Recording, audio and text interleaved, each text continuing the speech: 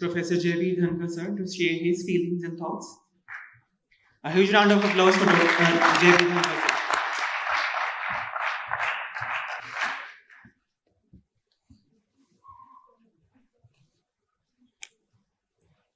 जब बात हरियाणा की आ गई है और हमें आत्मविश्वास और हमें एक खुशी होनी चाहिए कि हरियाणवी होने का हमें गर्व होना चाहिए, तो उसी दृष्टिकोण से सभी भाइयों को राम राम। बहुत पहले की बात है, मैं बरेली से +2 करके आया था, तो मेरी लैंग्वेज के अंदर कोई हरियाणवी एक्सेंट नहीं हुआ करता था, क्योंकि उससे पहले गया मैं बिहार में पढ़ा, उसके बाद बरेली आया मैं, तो उसके बाद धीरे धीरे अब हरियाणा में आने के बाद वो सब हुआ। तो यहाँ भी मुझे ऐसा लगता था कि जो हरियाणवी एक्सेंट में बात कर रहे हैं वो शायद अच्छा नहीं है। लेकिन उसके बाद मेरा एक बार पंजाब यूनिवर्सिटी में जाना हुआ और चंडीगढ़ के कुछ ऑफिसेज में जाना हुआ, तो वहाँ मैंने देखा कि जितने भी पंजाब से रिलेटेड जो कर्मचारी थे या जो मेरे से मिले या जो ऑफिसेज के अंदर मुझे मिले, तो वहाँ पर पंजाबी में बात कर रहे हैं आपस में, और उनको कोई वो नहीं शर्म होती, कोई उनको ऐसा नहीं लगता था। लेकिन हमें अपने ऑफिसेज के अंदर और हम अपने इंस्टीट्यूशंस के अंदर जब हम हरियाणवी एक्सेंट में बात करें या हमारी भाषा में आए या हरियाणवी में बात करें, तो हमें ऐसा लगता था कि शायद ये अच्छा नहीं। इसी चीज को खत्म करने के लिए और इसी चीज पर गर्व करने के लिए ये हरियाणा लिटरेरी फेस्ट हमने ऑर्गेनाइज किया है। अभी सर ने बात की कि दिल्ली के ये को हरियाणा कोई पॉलिटिकल बाउंड्रीज के अंदर नहीं बंधा हुआ है। दिल्ली के 300-400 किलोमीटर के रेडियस में, जैसे मैंने उस दिन भी बात की थी, इसके अंदर इस संस्कृति को, मैंने आपसे उस दिन भी कहा था कि कोई भी जो संस्कृति है वो किसी विचारधारा से नहीं बंधी होती है, वो किसी पॉलिटिकल बाउंड्री से नहीं बंधी होती है। आज अमृतसर का जो कल्चर है वो लाहौर से ज्यादा मिलती है, जबकि इसी प्रकार से यदि बंगाल के अंदर देखें तो बांग्लादेश के जो लोग हैं उनकी बंगाल से ज्यादा कल्चर मिलती है, वो धर्म पर आधारित नहीं है। इसी तरह से यदि यूरोप के अंदर जाओ आप या इस्लामिक वर्ल्ड में जाओ, तो डिफरेंट कल्चर्स के अराउंड लोग अपने आप को ऑर्गेनाइज करते हैं, चाहे वो कुर्द्स हैं, मैंने उज़्बेक्स का नाम लिया था, तो मतलब कोई रिलीजन और कोई पॉलिटिकल बाउंड्री इन कल्चर्स को डिवाइड नहीं कर पाती, लेकिन प्रयास होता है डिवाइड करने का।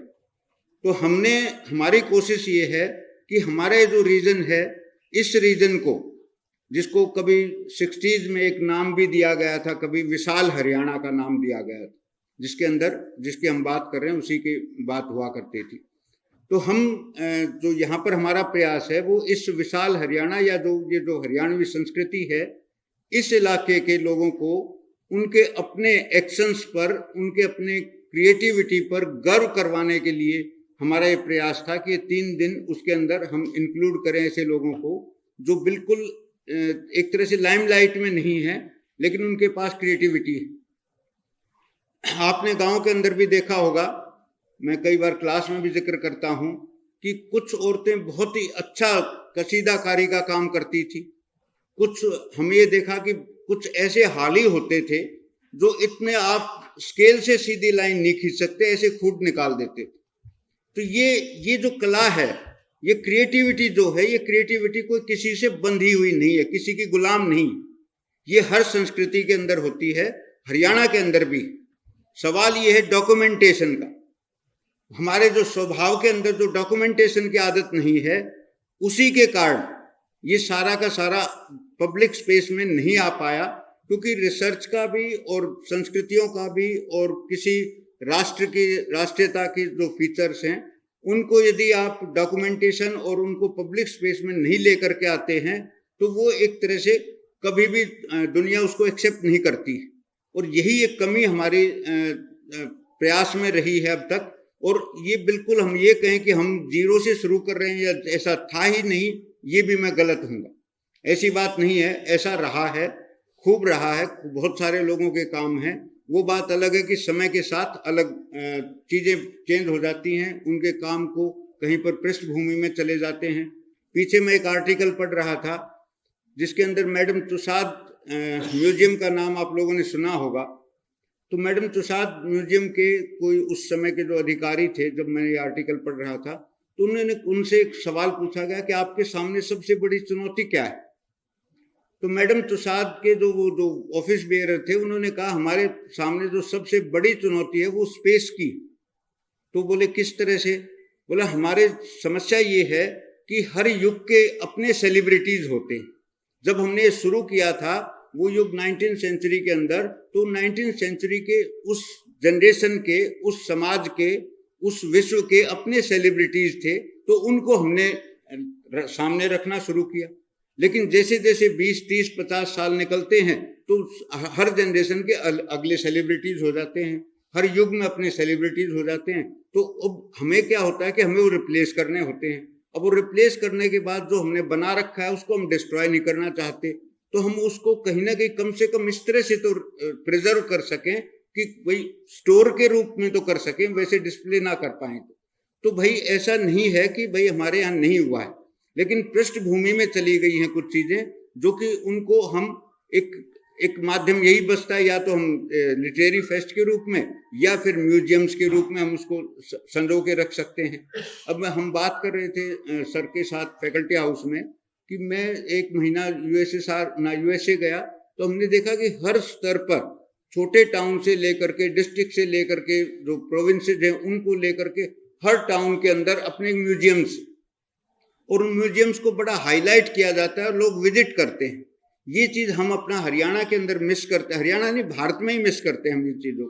हम ये पाएंगे कि किस प्रकार से मतलब बहुत ही कम ध्यान दिया गया। अपना रोहतक जैसे है, रोहतक के अंदर बहुत बड़ी संभावनाएं हैं कि अच्छे म्यूजियम की डिस्ट्रिक्ट लेवल पर, डिस्ट्रिक्ट लाइब्रेरी तो है जो कि वो उस हालात के अंदर नहीं है जबकि होनी चाहिए जिसमें, लेकिन डिस्ट्रिक्ट म्यूजियम कहीं नहीं।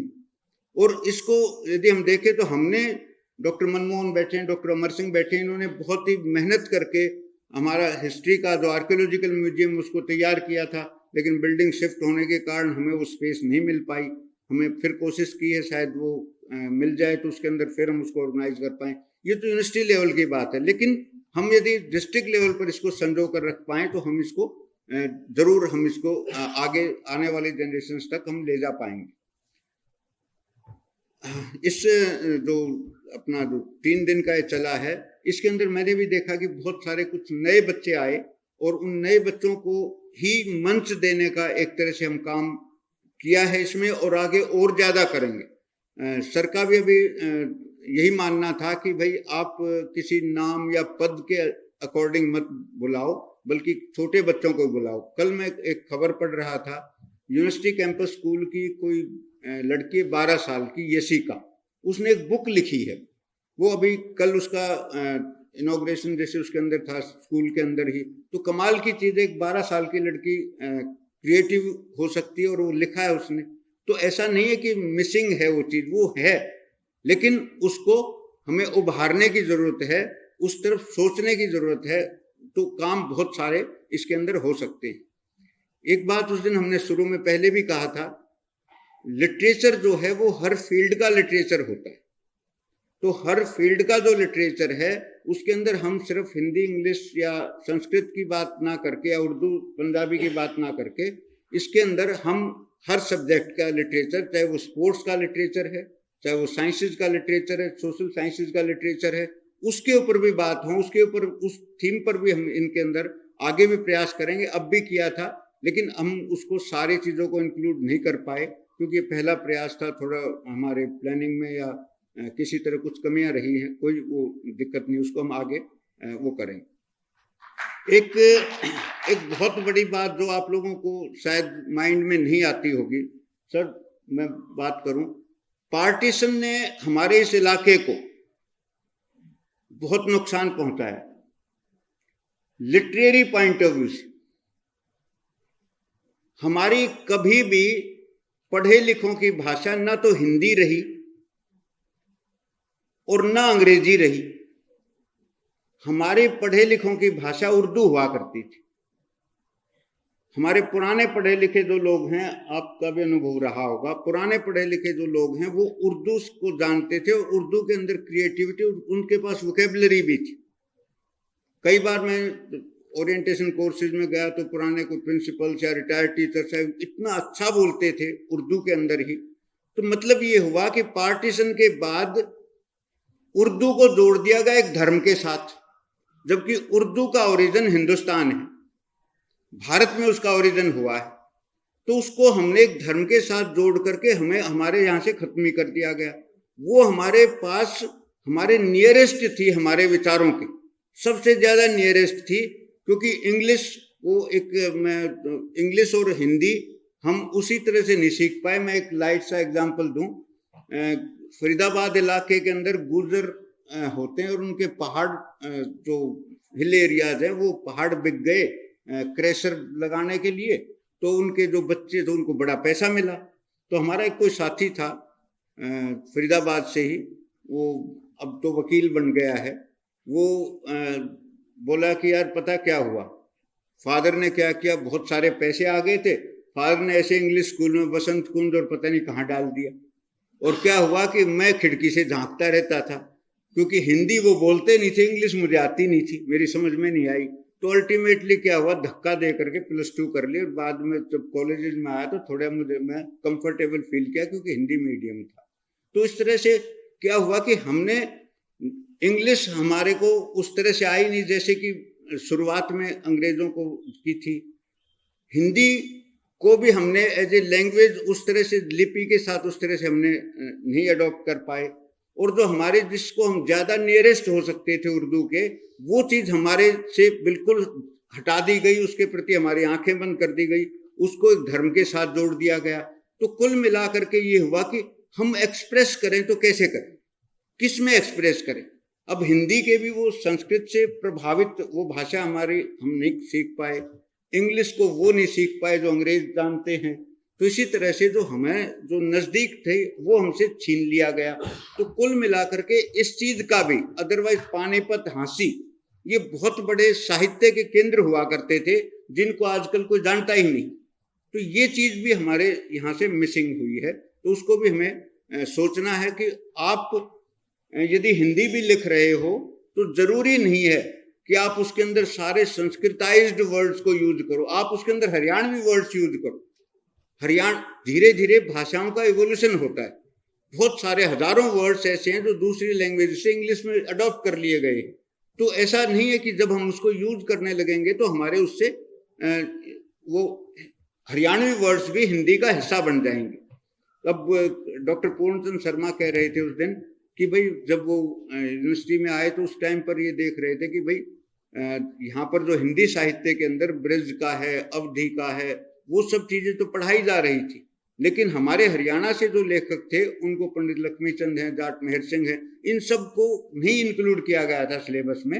हमारे डिपार्टमेंट से फिर RK भारद्वाज थे, सर को याद होगा, वो सांग और रागनीज पर PhD करके गए थे, प्रिंसिपल थे गॉड कॉलेज में।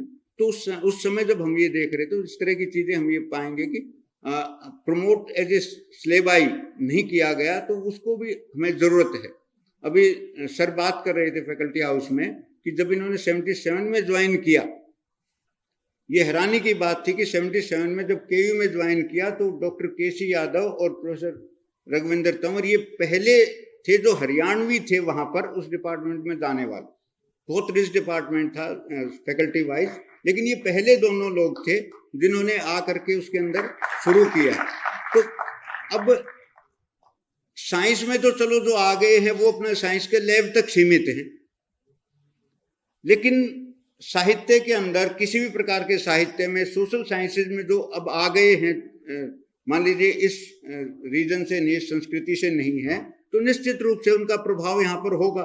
और वो उनको आप जब उनको आप तब उसको रेस्पेक्ट करेंगे, आप उसको अपना गैप बना के रखेंगे। और वो जो गैप बना के रखेंगे, इस गैप ने वो कब बना के रखेंगे, जब हमें निम्न दृष्टि से देखेंगे।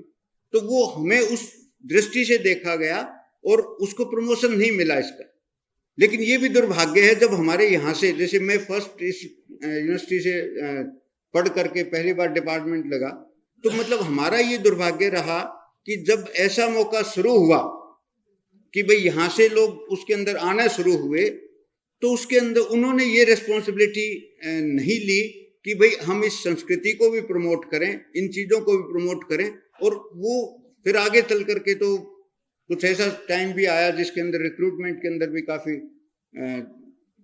मतलब मैं उसको परफेक्ट नहीं कहूँगा, इस तरह से रिक्रूटमेंट भी हुआ, तो वो चीज़ें भी नुकसान का रहा हमारी संस्कृति को।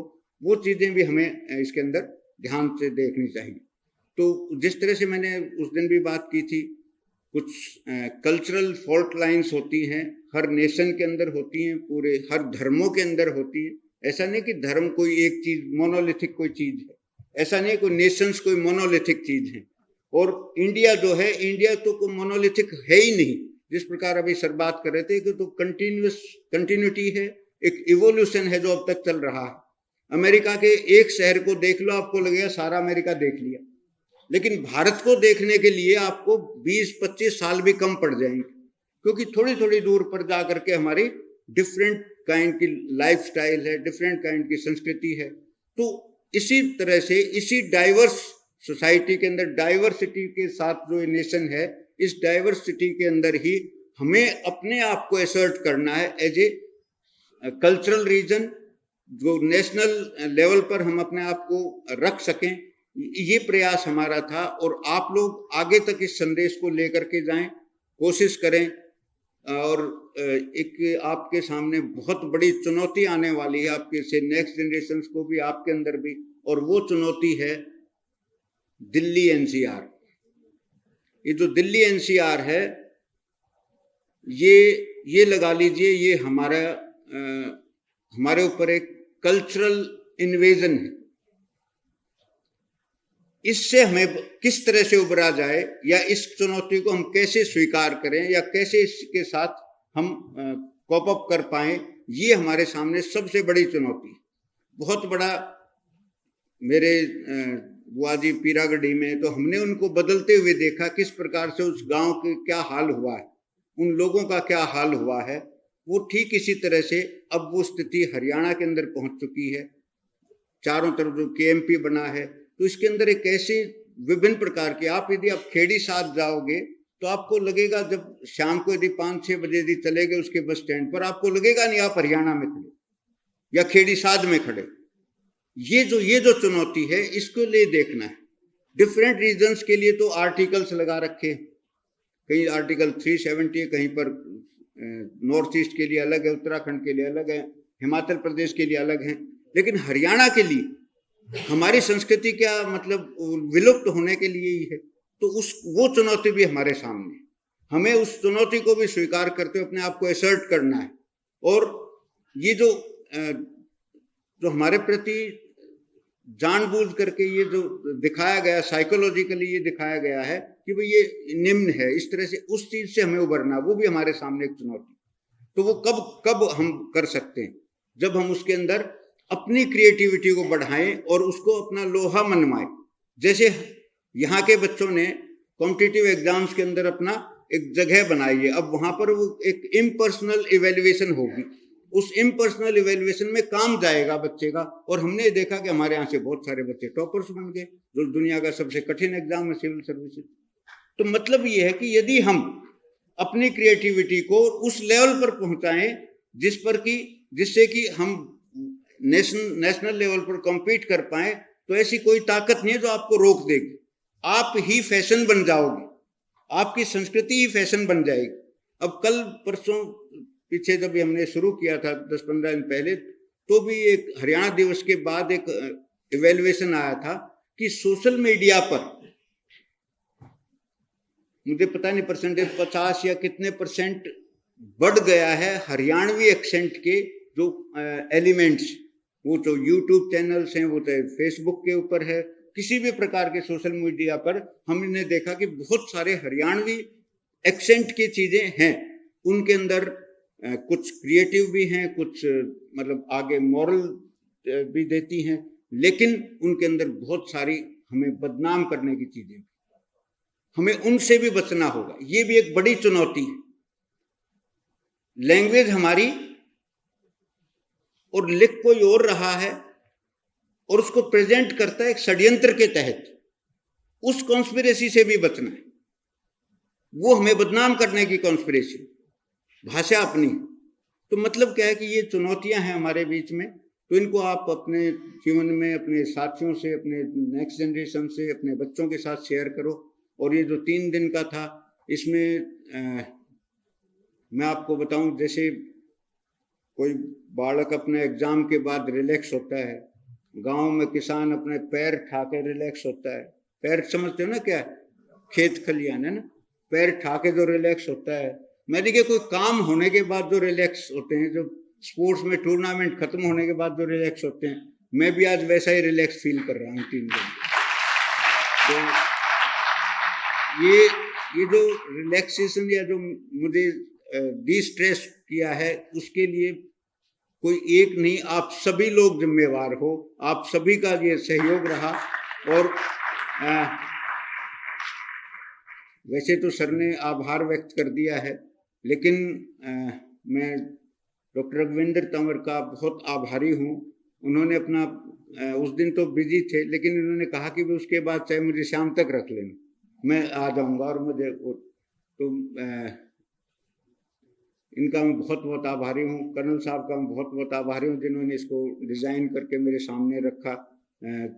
थोड़ी थोड़ी झिझक थी, कुछ मैंने इनके सामने भी रखी थी, और वो कुछ मेरी जायज़ झिझक भी थी, वो इन्होंने एहसास भी हो गया होगा। तो कुल मिला करके जो भी है, आज के बाद ये नहीं दिखाई देगा कि कौन कितने कहाँ पर क्या थे। आज के बाद अखबारों में कवरेज, आज के बाद जो इसकी रिकॉर्डिंग हुई है वो, और आज के बाद जो इसके हम रिपोर्ट तैयार करेंगे वो, उसका डॉक्यूमेंटेशन होगा और वो परफेक्ट होगा। इसको 5 साल या 6ठे एडिशन या 7वां एडिशन इसका होगा, तो कोई ये नहीं कहेगा कि फर्स्ट एडिशन में कोई कमियां रही थी। तो हम उसका प्रॉपर पब्लिकेशन करेंगे, और ये ताकि आने वाले लोगों को मिल सके। तो इसके साथ मैंने बहुत सारे मेरे कलीग्स हैं, जिनको मैं एक एक का नाम यहाँ पर नहीं ले पाऊँगा। और अभी मैं एक सीन में मैंने देखा कि आगे प्रोफेसर कुलताज थे, और उसके बाद बहुत सारे स्टूडेंट थे, फिर पीछे प्रोफेसर आरपी गर्ग थे। मुझे बहुत अच्छा लगा कि भाई इतने ऑर्गेनाइज तरीके से इन्होंने आकर के वो किया। मैंने सुबह इनको मैसेज किया था, बहुत अच्छा लगता है। और भाई अप्रैल में एक फंक्शन करवाया था, जुलाई में करवाया था एक फंक्शन, और ये हुआ है 3रा।